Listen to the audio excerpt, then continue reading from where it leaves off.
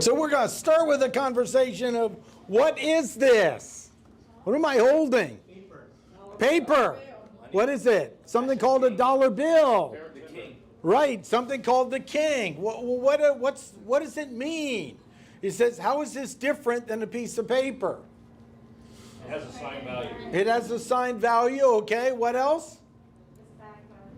It's backed by the government, okay, that's great. And what if all of a sudden every person in America decided they didn't trust this? How would that work with the government? Not so well, would it? We could pay taxes, but it's all because we actually have trust in this thing. That is good, that's not bad, it's just understanding it's a conversation of an agreement that this has value. This is where it built, and then our federal government said, hey, you can pay debts with this.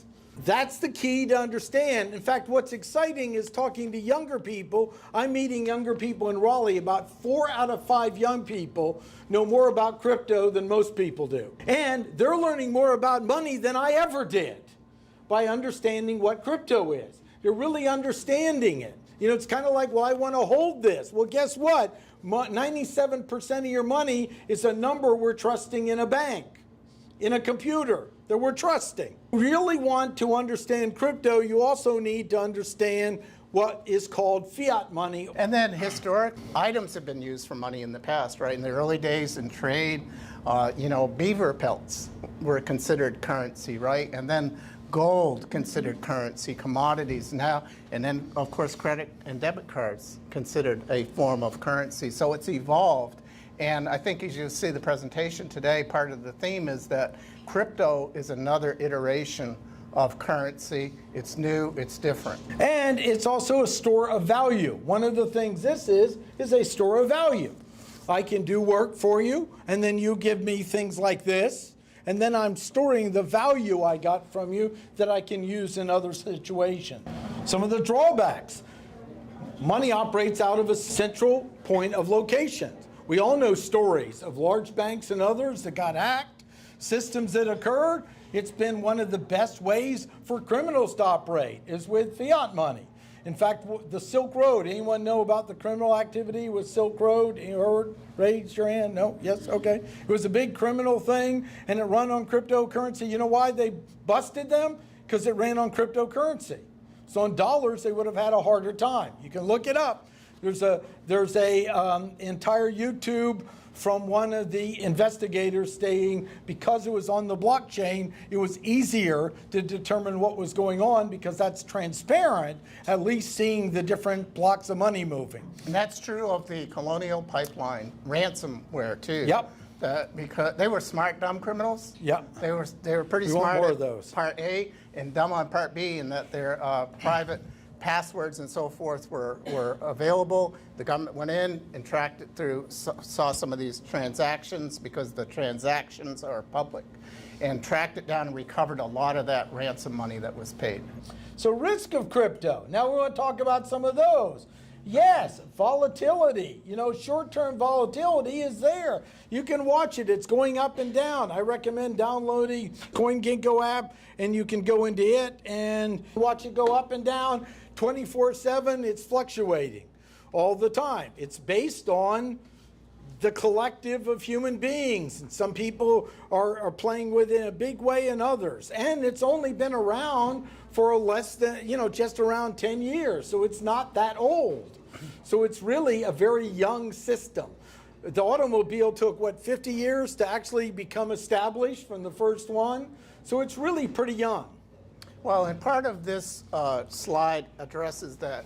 Let's say as a business you decide to take crypto or you decide to invest in it. Mm-hmm. That's what we're talking about, is if you hold it, for a period of time, it's going to fluctuate. And when we speak of crypto, most people think of Bitcoin, and that Bitcoin is the biggest and the first crypto that was out there. Still is the biggest, with about 40% of the market value of crypto is in Bitcoin. And then Ethereum is like the second biggest, and that's a different iteration. But there are several thousands of other cryptos. But the two big ones are Bitcoin and Ethereum. And to Martin's point, you think about Bitcoin, okay, and in traditional finance, you know, we've been coached like this is dangerous, don't touch it, it's not regulated.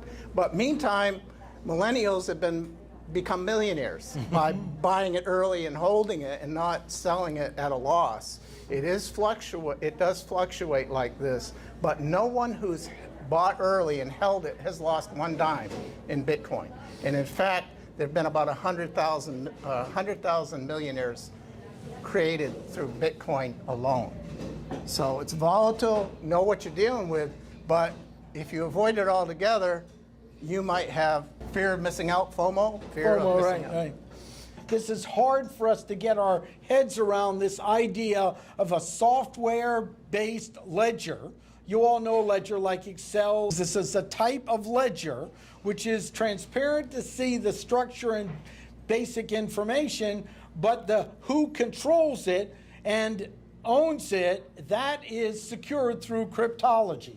And a level of cryptology, I've been told, that would even be hard for a quantum computer to hack. This is important for those keeping up with technology. Yes, so there are two main players. They're verifiers and they're miners. The verifiers usually have stake in the game with money, and they're cross-checking everything. Why? Because if the integrity of blockchain is ever damaged, their net value goes down.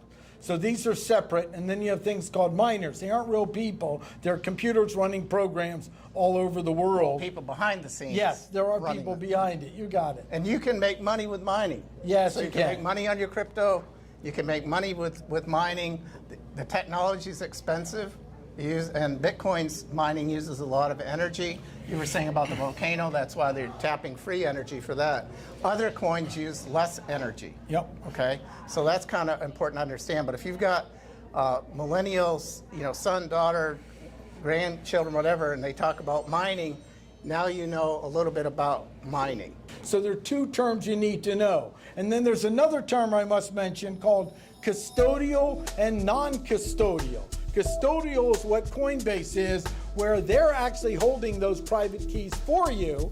And that's where the hacking can occur, because if I can hack into Coinbase, I can get it. Non-custodial means I'm holding those private keys, and so because I'm holding those, no one can change it without my ability to interface with it.